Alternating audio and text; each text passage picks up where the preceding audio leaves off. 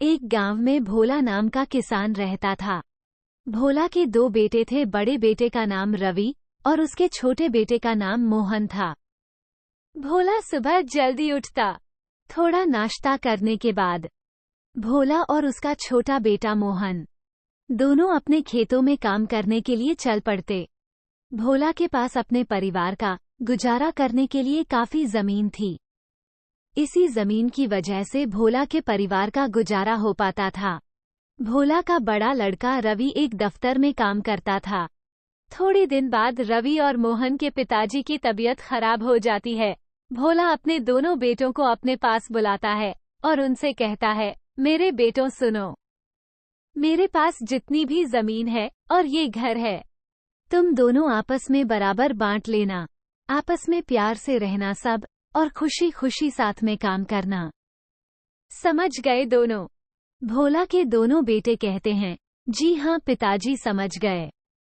एक दिन रवि अपने दफ्तर से लौट रहा होता है। रवि चलते चलते सोचता है, मैं तो काफी पढ़ा लिखा हूँ और मेरा छोटा भाई, उसको तो कुछ भी नहीं आता। पिताजी के जाने के बाद सारी जमीन अपने नाम करवा लूंगा और मोहन को निकाल दूंगा घर से। थोड़े दिन बाद रवि और मोहन के पिताजी इस दुनिया से चल जाते हैं। अब रवि के मन में लालच भर चुका था। रवि ने धोखे से सारी जमीन और घर अपने नाम करवा लिया। एक दिन मोहन अपने खेतों में काम कर रहा होता है। रवि उसके पास जाता है और कहता है, सुन इधर, अब तेरा इस जमीन पर कोई हक नहीं है। यहाँ पर काम छोड़ दे और यहाँ से दूर निकल जा। मोहन सोच में पड़ जाता है और फिर कहता है, बड़े भैया, पर इस जमीन पर तो हमारा दोनों का बराबर अधिकार है। रवि कहता है, नहीं, इस पर सिर्फ मेरा अधिकार है। रवि मोहन को जमीन के कागज दिखाता है। मोहन कागज देखकर कहता है, तुमने धोखा किया है मेरे साथ, ये अच्छा नहीं किया आपने। रवि मोहन को वहां से मारकर भगा देता है। मोहन उदास होकर वहां से धीरे धीरे आगे बढ़ता है। मोहन चलते चलते एक जंगल के किनारे पहुंच जाता है। मोहन को वहां पर एक साधु बैठा हुआ मिलता है। मोहन साधु के पास जाता है। साधु धीमी धीमी आवाज में बोल रहा होता है, कोई है इधर जो मुझे पानी पिलाएगा? मेरी जान निकले जा रही है, कोई मुझे पानी पिला दो। मोहन साधु की ये बात सुनकर पानी लेने के लिए चल पड़ता है। मोहन एक नदी के पास पहुंच जाता है। मोहन वहां से पानी लेकर साधु की तरफ निकल जाता है। कुछ समय बाद मोहन साधु के पास पहुंच जाता है। मोहन साधु को पानी देता है और साधु पानी पी लेता है।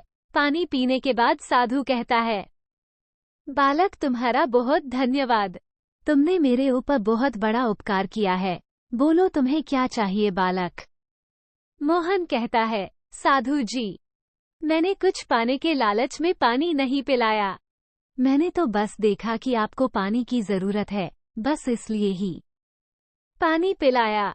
मुझे कुछ नहीं चाहिए। साधु कहता है, बालक मैं तुम्हारी बातों और भावना से बहुत खुश हुआ हूँ। तुम एक ईमानदार आदमी हो, परंतु मुझे तुम्हारे बारे में सब पता है। तुम्हारे साथ तुम्हारे भाई ने बहुत बड़ा धोखा किया है और तुम्हें उसने बेघर कर दिया है, जिस कारण तुम यहाँ इस वीरान जंगल में आ गए हो। इतना कहने के बाद साधु मोहन को एक वरदान देता है। साधु कहता है, ये लो, ये एक जादुई पतीला है और कुछ पैसे हैं। इन पैसों से कुछ अनाज खरीदकर इस पतीले में भोजन बनाना और जितने भी गरीब और बेसहारा लोग तुम्हारे पास आए, सबको कम दाम में भोजन कराना। इस जादुई पतीले में भोजन कभी भी खत्म नहीं होगा। इससे तुम्हें भी मुनाफा होगा और गरीबों की मदद भी हो जाएगी। परंतु ध्यान रहे, ये पतीला तब तक ही कार्य करेगा जब तक तुम ईमानदार रहोगे। साधु की ये बातें सुनकर मोहन कहता है, साधु जी आपका बहुत धन्यवाद। मुझे जीने का नया मकसद मिल गया है। जैसा आपने कहा मैं वैसा ही करूँगा।